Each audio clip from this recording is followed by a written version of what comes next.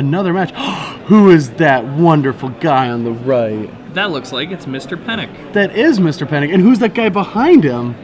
Looks like it's Jeremy Knoll. It's Jeremy. All right, so John Pennick on the right is playing Blue-White Miracles.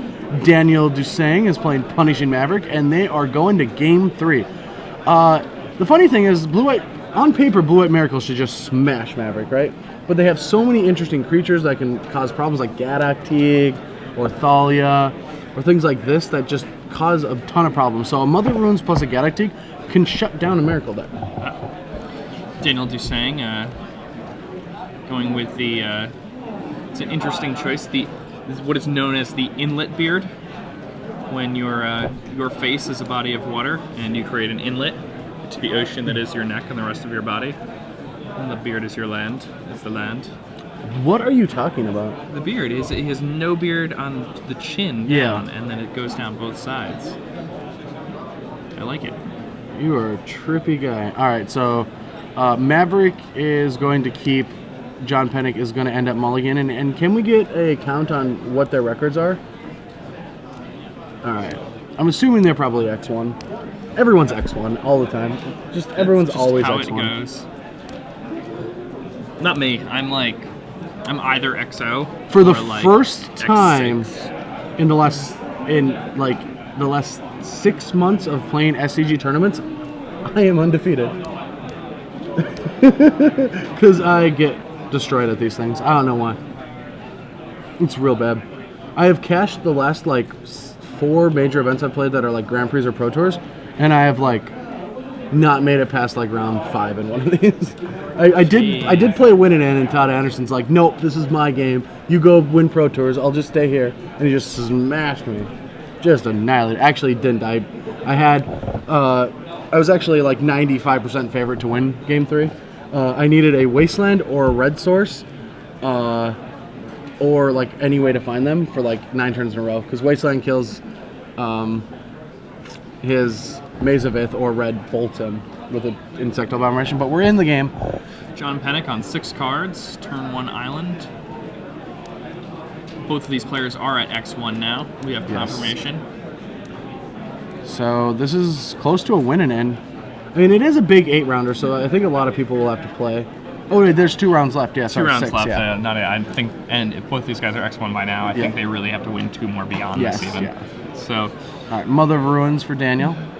Both of them are live here. Both of them can still win the tournament. However, man, I just saw a Glacial Fortress and a Spell Pierce, and I had flashbacks to Cobblade. Yeah. All right, here's a counterbalance. John's like, I don't have a top, but I'm gonna get lucky. I'm gonna get really, really lucky to stop all of your spells. That works. All right, that's a Pyroblast, right? It's a red card. We don't have deck list yet, but it looked like a Pyroblast. That would be pretty good. Or the Punishing Fires. I mean, if you're splashing Punishing Fire, I bet you have Pyroblast. I don't know. I don't know if these versions play that card. There's not really enough red so that you have it on the early turns. But Pyroblast is one of those cards that even though it's a 1-mana spell, you don't really need the red on turn 1. It's just good all the time. Yes. No, it's a Bonfire of the Damned. Oof. Wow. That card finding its way into Legacy now. What's Warmth? Warmth is a colorless and a white. It's from Tempest, the first 2 damage can't be dealt to you? No, it's whenever player plays a red spell, you gain 2. Oh, okay. So Gaddock Teague is in play, and that is that's a bad one. No, it's whenever an opponent plays a red spell, you gain 2. Yeah. You clearly don't know anything. All right. So Krakus here to protect the Gaddock Teague. Gaddock Teague eliminates most of John's spells, so John is going to have to with the Mother of Ruins. This is actually the hard one, because if he if he goes to sweep the board, Daniel can bounce the Gaddock Teague. First, he has to have 2 removal spells to get that Mother to not work. Then he bounces it. Then Pennick will have to. Yeah, you can't even that is an entreat, but that doesn't even work. This board is actually locked up. There's Krakus, Mother, Gaddock Teague. Yeah, and whatever he's searching for, what enchantment is he searching for?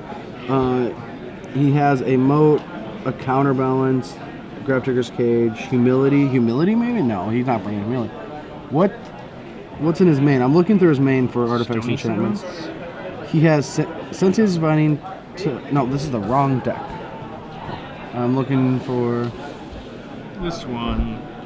He has Will of Sun and Moon, Stony Silence, Warmth. It's Stony Silence. Interesting. Yeah, that card's not even that good. I wouldn't even bring it in. 2 for winning yourself to get it seems really bad. All right, so it doesn't matter. He's going to win from the Gaddock anyway, but yeah, this pretty much locks up all of John Pennick's deck. John has Jace, Force of Will, Terminus, Entreat.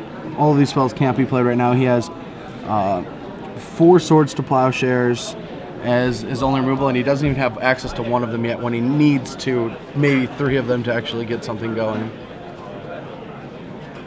Yeah, because Daniel Dusang tapped that Caracas, he only needs 2, but he doesn't have 1, so it's going to be pretty tough.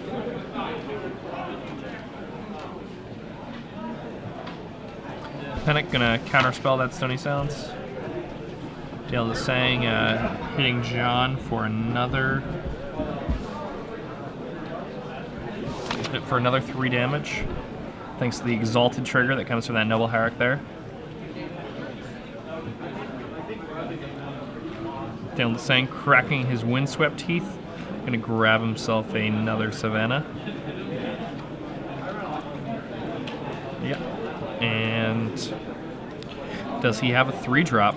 Knows that the top card of John's deck is a land. And it looks like another Reliquary hit the table. Ugh, this board position is so good for Daniel. I don't really even know.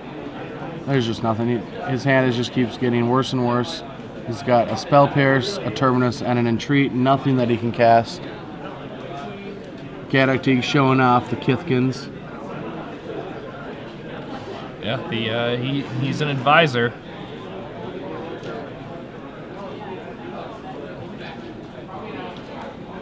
Let's see, Gaddock getting in there. Another 3.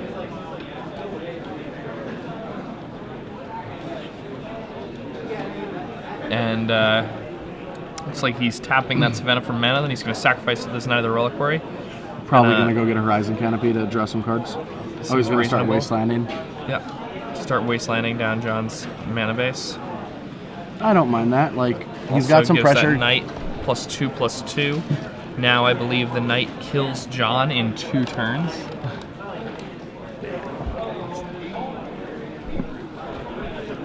And I think John is probably just gonna back this one in. He has a Brainstorm.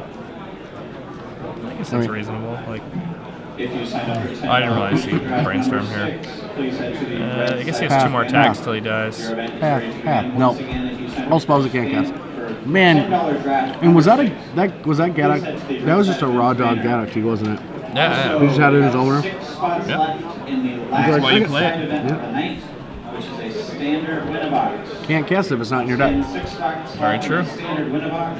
And this will be the very last event we fire tonight. Yeah, so John forced to pass the turn back into that Gaddock. And Daniel Dusang gonna wasteland another one of John's lands here.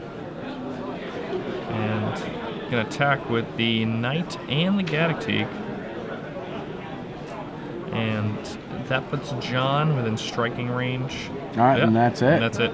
John Pennick loses. That was his shot at top 8, and Daniel moves on to have a potential chance to win. Oh no! No, Adam! You're on camera! Don't do it!